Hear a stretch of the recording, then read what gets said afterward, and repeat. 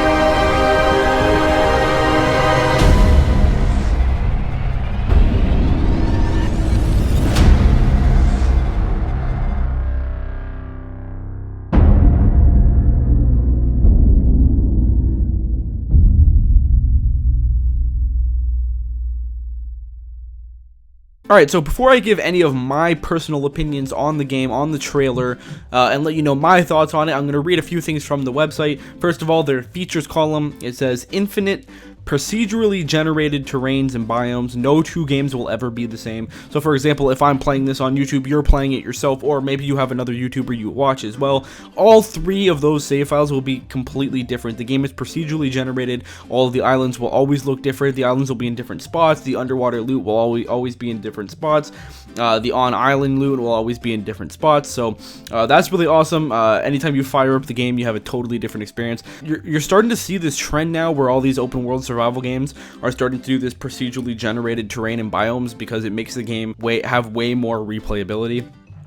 Custom built water with real-time buoyancy, subsurface scattering, volumetric fog, god rays, caustics, and foam. So pretty much this game takes place obviously on small little islands, and the majority of the world itself is water based, so they put a lot of time and effort into making the water as realistic as possible. As you saw in the trailer, you can also swim underwater, you can go to like shipwrecks, you can go down and catch fish, harpoon fish. So making the water super realistic was very important to the developers of this game. A dynamic day and night system affecting the environment around you, detailed survival aspects and interaction, unique item crafting and building, endless underwater environments and deep sea exploration, in-game achievements, unlockable statistics and rewards, multi-platform support, so it's going to be on Mac, Linux, Windows, which is great, controller support, and more to come. Right, so that's just the feature section on the website, and then really quickly I'm going to read the snippet here they have under the gameplay column. So it says, engross yourself in an infinite, procedurally generated world above and below that is never the same twice. Discover unique biomes ranging from lush, colorful reefs to deep and dark trenches filled with hundreds of fully interactive marine wildlife. Take on swirling, stormy waves or kick back and enjoy a calm sunset, all from a dynamic day and night weather system. Do you have the guts to take on Mother Nature and put your survival instincts to the test? Stranded Deep hopes to create a whole new simulation genre by taking you on an adventure that will keep you wanting more. Supernatural horrors are a thing of the past. Experience what a true horror is like. So pretty much what they're saying here, especially in that last sentence where they say supernatural horrors are a thing of the past, I think what they're trying to say is games where there's zombies, mutants, things that are trying to kill you, they're getting old. They're it's like beating a dead horse with a stick. There's so many zombie survival games out there. What Beam Team Games is trying to say is those are old now. Now the new thing, like you saw with The Long Dark, is super realistic hardcore survival games that places you in the wilderness, because really there's nothing scary than something that could actually happen.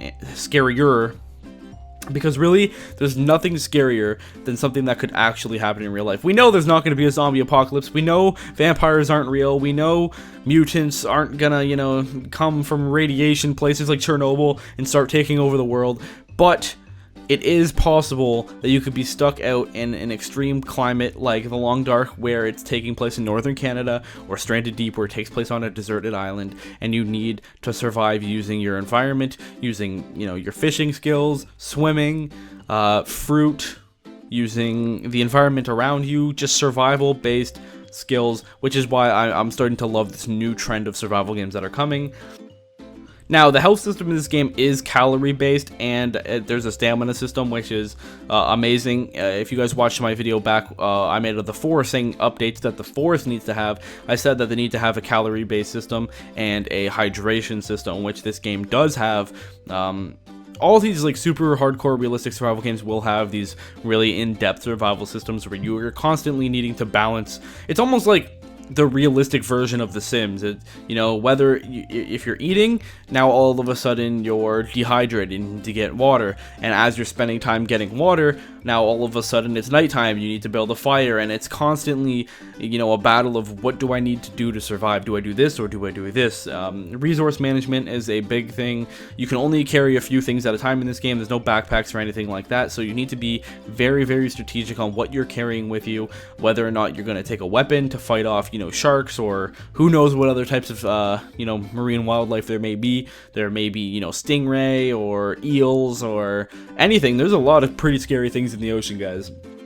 I know that there's crabs and whatnot on the islands as well. So, and one of the bigger things to me as well is the realistic physics-based building and crafting system in this game.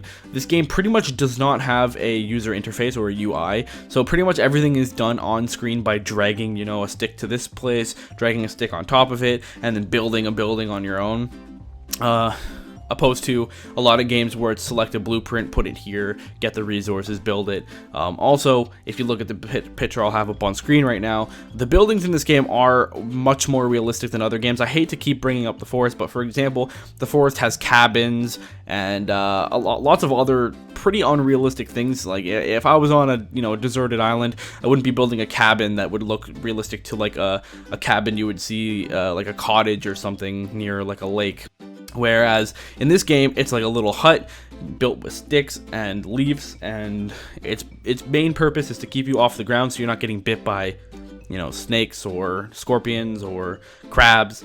And it also has a roof on it to protect you from sun and rain. I really like this system. I really like the building system in this game. As you can clearly see from the trailer, the game is very, very aesthetically pleasing. It's a beautiful looking game as well. I'm super excited for it as well. I just wanted to make this video, guys, to show you guys off this game because I'm going to be playing it on my channel, and I really want people to be excited about it because I really don't want this game to get overlooked. I mean, everyone loves the forest, and personally, I think that this is the next step for the future of survival games. So thank you guys so much for watching. If you enjoyed the video, please leave a like, comment in the comment section below. I want to know what you guys think of this game. Do you think it's going to be good? Are you going to get it? Are you excited to watch it? Thank you guys so much for everything you guys do. Please subscribe if you're new here. I love your faces. Bye-bye.